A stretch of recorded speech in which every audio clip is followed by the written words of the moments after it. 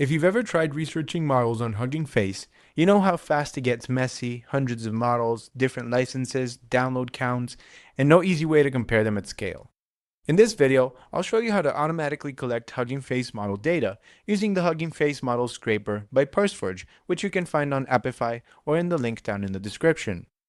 It gathers model data like downloads, likes, licenses, tasks, and files. You don't need any API keys, no browser automation, and no code. So, let me show you how it works. This is the input configuration. The important fields are the query, which is free text search like BERT or llama, the task, which are things like text classification or text generation, library, which is transformers, diffusers, license, which is super useful for filtering production safe models, what language, and you can also sort by downloads, likes, last modified, or trending.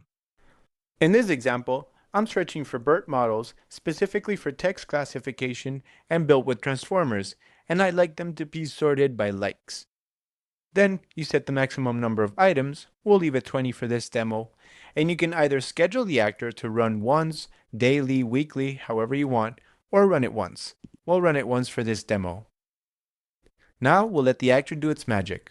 Once the run finishes, you'll get this dataset table in the Output tab. Each row represents one model, and for each model, you'll get the name, the URL, the author, the downloads, likes, tasks, etc. And you can also download all of this data into a JSON, CSV, or Excel file, which makes it incredibly easy to compare models side by side or build your own internal model catalog. If you're doing any kind of AI or ML research, this scraper is a huge time saver. If you have any issues, feel free to contact us, and if you enjoy this scraper, feel free to leave a review. Thank you.